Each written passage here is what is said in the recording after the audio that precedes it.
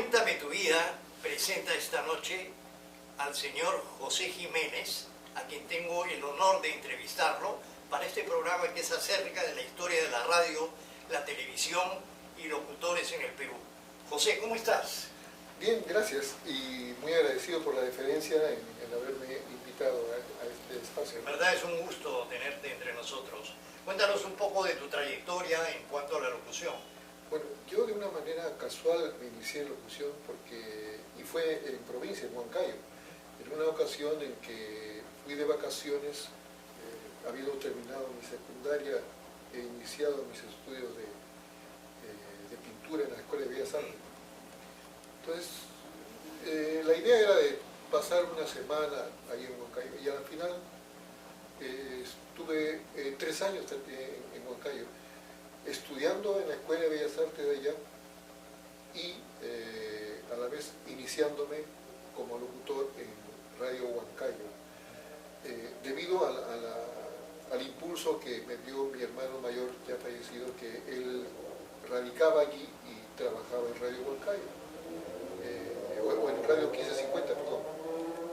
Y él fue el que me animó, me presenté a un concurso y lo gané, y estuve ahí, como te digo, 3 años. Después de allí vine para acá, a Lima, y comencé a trabajar en Radio Noticias, que era una emisora similar a Radio Reloj. A Radio Reloj. Y que era realmente la escuela de los locutores, porque ahí han desfilado pues, locutores como Alberto Pérez Rivera, en fin. Y de ahí paralelamente me presenté en una ocasión que solicitaban locutores en Radio América, y ahí me entrevistó el recordado locutor Pepe Delgado. Tiene muy larga trayectoria. Claro. La voz que identificaba la Radio América. Sí. Una época muy bonita, estuve trabajando allí.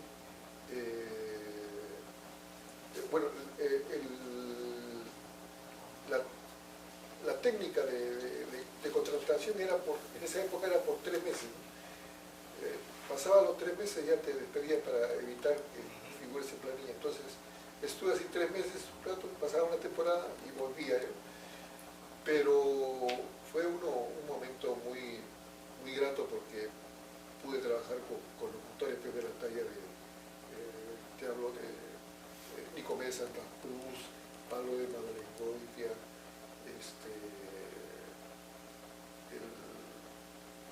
en fin, los locutores que han desfilado por la radio. ¿Tú trabajaste cuando la radio quedaba en Girón Ocoña? No, cuando estaba ya en Mariano Carranza, Santa Beatriz. En Santa Beatriz, en el sótano. Ya. En el sótano. Y de otro lado, ingresé también a trabajar en 1160. Era una corporación de los hermanos Belmont, que sí, venía pues, de Radio Atalaya, 1160 y... ¿Excelsior? No, bueno, en esa época estaban juntos Atalaya con 1160, y mi labor era un poco de periodista locutor, o sea, como se decía en esa época, yo volteaba las noticias, mayormente de cable o de periódico, las redactaba según mi criterio, y esa misma información la leía tanto en 1160 como en Atalaya, cada hora. La época de oro de Atalaya, porque ahí estaba pues, Flaco Freddy Morales, Rolly Cadillo, Jimmy, el otro locutor, que estaba ahí, Pepe Barreto también estaba ahí. Sí. O sea, he desfilado por unas emisoras. Después, donde estuve también buen tiempo, fue en Estéreo Lima 100. Cuando quedaba ahí en el Paseo de la República. Paseo de la República, sí, ¿no? En el edificio Capeco, en el piso 15. Siempre quedó ahí, ¿no? No, antes funcionaba si no me equivoco, en Camaná, pero... Sí, a sus inicios, ¿no? Después se trasladó allí. ¿Cómo era? Antes, primero fue Estéreo 100 o Estéreo Lima 100 y después pasó a ser Estéreo 100. No, Estéreo Lima creo que era. Después pasó a ser Estéreo 100. Estéreo 100. Sí. Bueno, el propietario era el señor Rick Richard Aguirre, un broadcaster sí. de origen norteamericano, de origen iraniano, que sabía manejar la emisora. Muy bien, muy bien. Sí, sí, Sí, le dio mucho prestigio a la radio. Sí, una discoteca fabulosa, Sí. y su gusto. Después la vendió a Canal 9, pues. Sí, sí, sí, sí, sí. A pesar que él decía que no quería venderla porque en realidad la emisora para él era como un hobby, porque él tenía otras 5 empresas que manejaba también. El sistema de música ambiental, fueron el primero que introdujo acá los VIPs, los buscapersonas que le llaman. Sí, sí, sí. Eso. ¿Y paralelamente no desarrollaste el dibujo, la pintura? Sí, y una cosa bien curiosa porque yo también de alguna manera era líder estudiantil en el Centro Federado de la Escuela de Bellas Artes.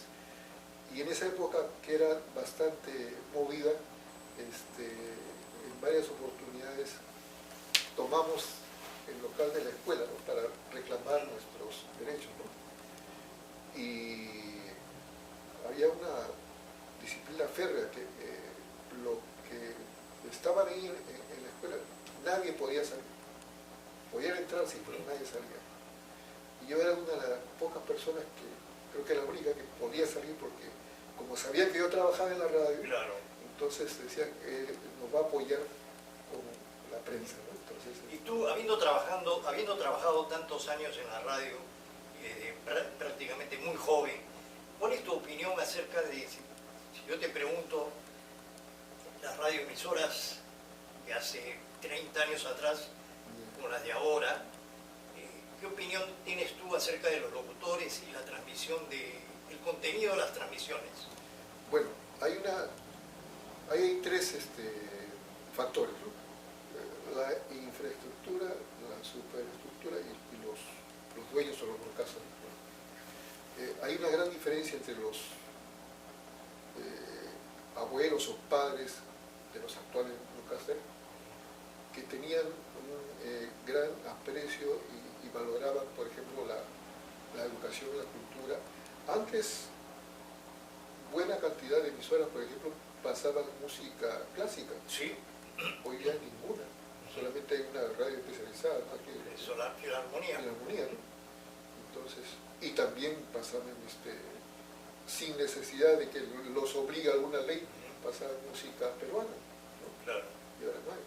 Ahora la tendencia es que las emisoras funcionen como piloto automático, incluso sin locutores, todo viene ya enlatado. Y en base a una cantidad de 300 o 400 discos o temas que simplemente se rotan todo el tiempo, ¿no?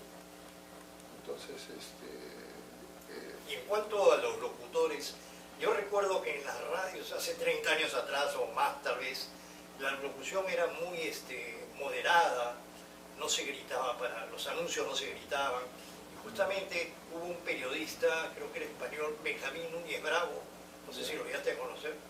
No, al que lo conocí fue a Raúl Ferrocolto. También, argentino, sí lo conocí también. Sí, sí, sí. Pero este señor Benjamín Núñez Bravo, yo asistí una vez a una conferencia que dio y dijo, ¿qué necesidad tiene el locutor de gritar para vender un producto, dar de gritos, si eso no va a hacer que el producto se venda más, ¿no? Y en cierta forma tiene razón, ¿no? Ahora, claro, dependiendo del producto, ¿no? Claro. Mira, hace 30 años, o un poco más, por ejemplo, tuve la suerte de participar en un casting que le llaman ahora, para ingresar a radioprogramas.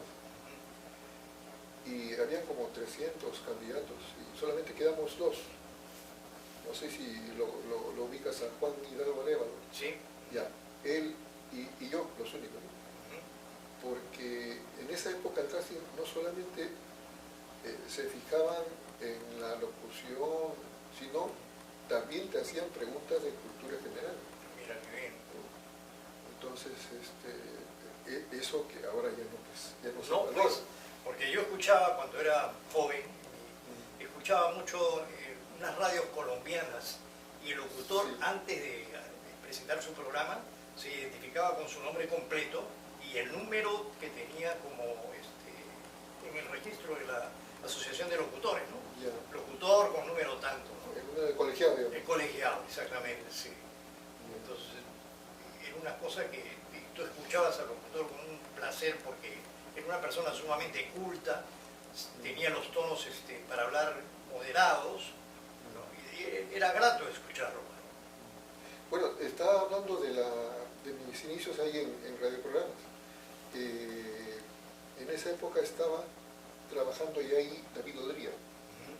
David Odría y bueno, ganamos los dos y firmamos contrato por un año, ¿no? Y fue una época realmente maravillosa porque pude trabajar narrando noticias conjuntamente con Humberto Martínez Morosini y con Humberto Velázquez, ¿conoces Humberto? Sí, sí, lo conozco. Y había también, como tú dices, había una voz que era gritona, que caracterizaba, pero le gustaba a los dueños, porque como era en la mañana, ellos querían que esa voz despertara a la gente, ¿no? Entonces, por eso lo tenían a él, ¿no? Bueno. Entonces, fue una época, bueno, yo estuve trabajando 2 años nomás ahí, porque como era contrato anual, simplemente no me satisfizo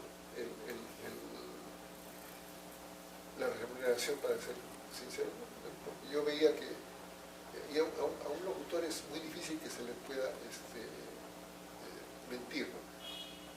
Porque uno ve ahí la publicidad, que es parte de los ingresos. Entonces, si tú ves que la publicidad sube a nivel de un asesor y tu sueldo a nivel del cadero, entonces hay un desbalance que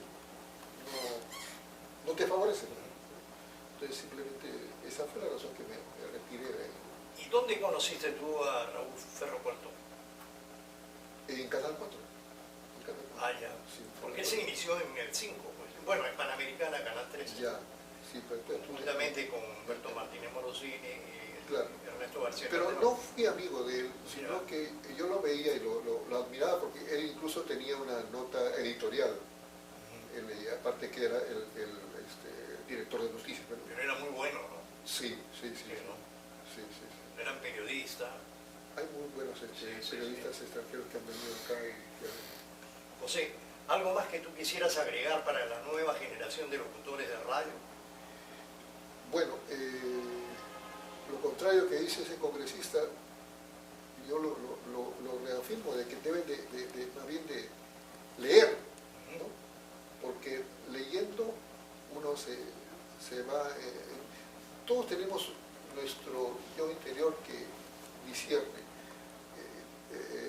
Instintivamente sabemos cuál es la verdad y cuál es la mentira.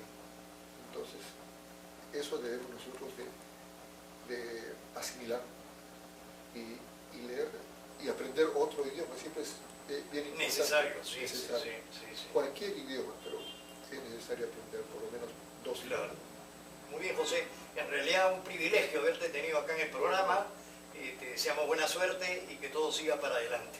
Gracias por tu invitación. Buena suerte. Gracias a ustedes por la sintonía.